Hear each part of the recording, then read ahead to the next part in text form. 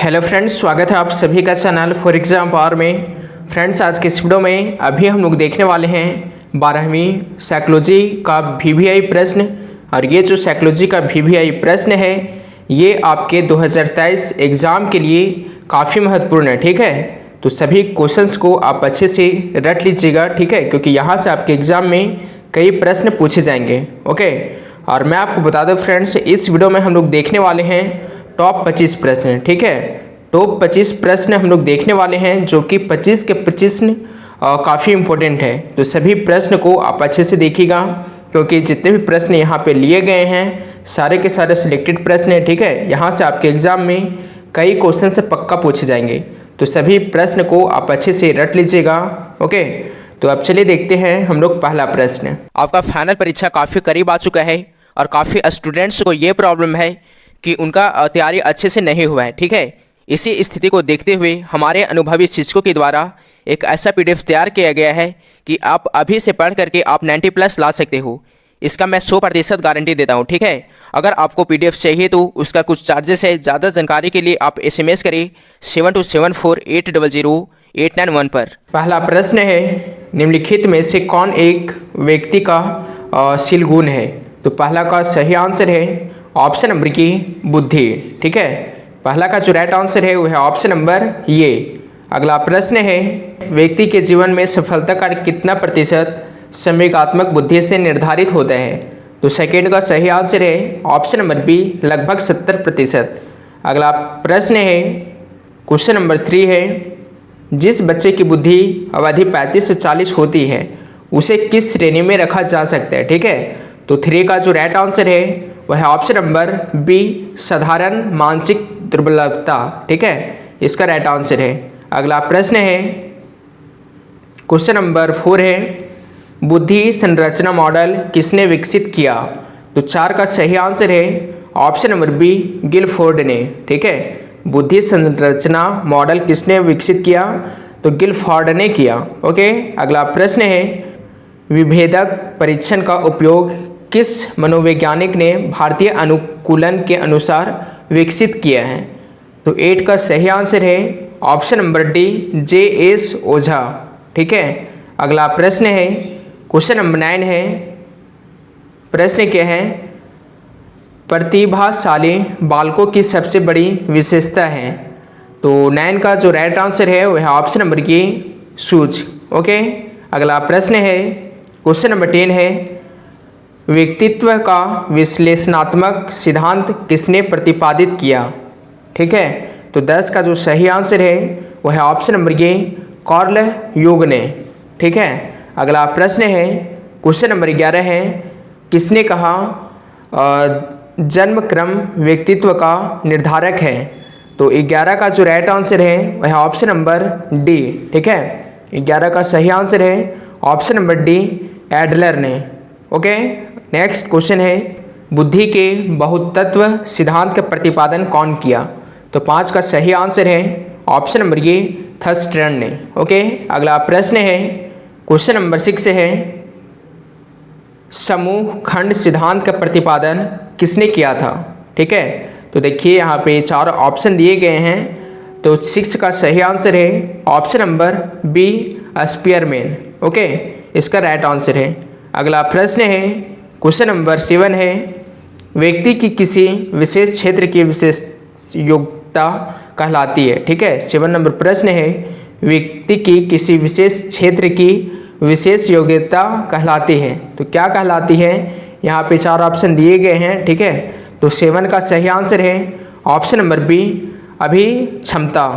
ठीक है, अगला प्रश्न है, क्वेश्चन नंबर नेक्स्ट क्या है, 8 नंबर, निम्नांकित में से कौन युग के व्यक्तित्व प्रकार के अंतर्गत नहीं समझा जाता है? ठीक है, तो 12 का सही आंसर है ऑप्शन नंबर बी, एडोमॉर्फी।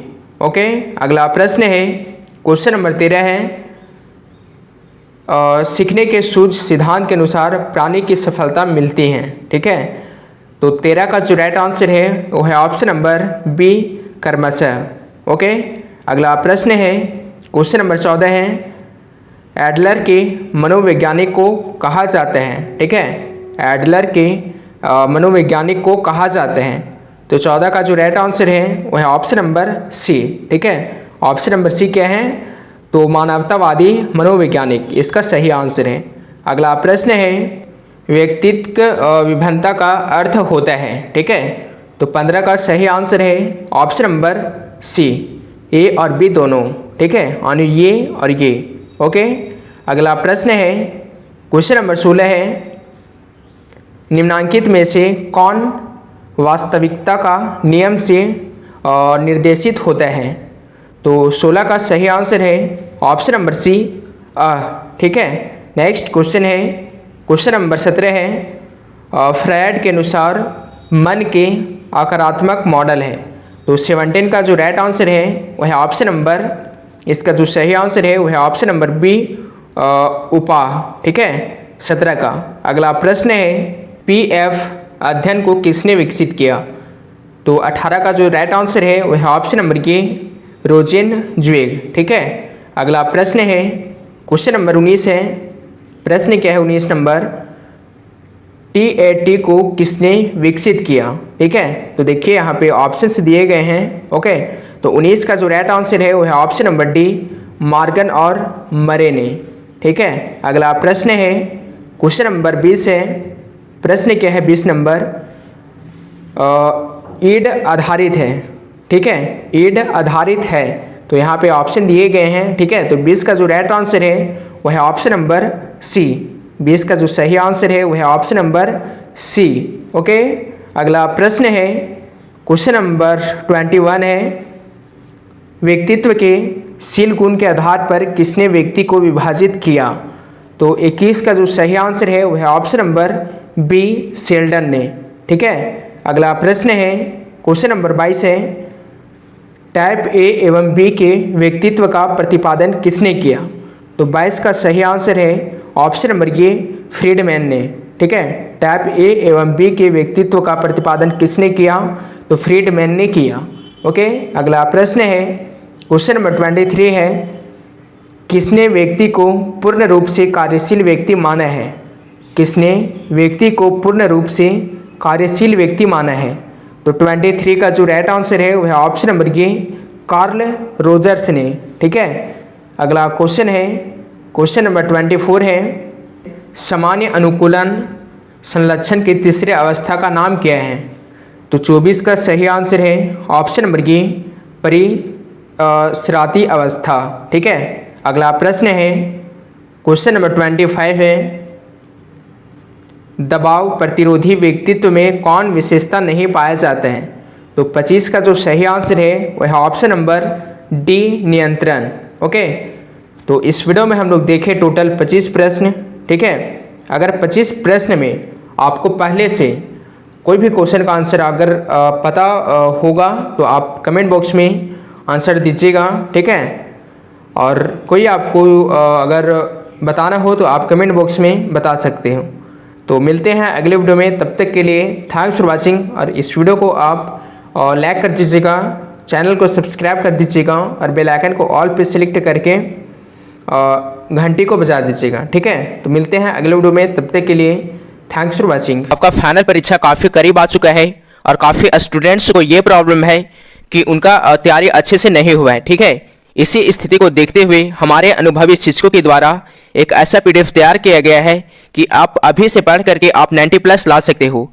इसका मैं 100% गारंटी देता हूँ। ठीक है, अगर आपको PDF चाहिए तो उसका कुछ चार्जेस है। ज़्यादा जानकारी के लिए आप SMS करें 7274800891 पर।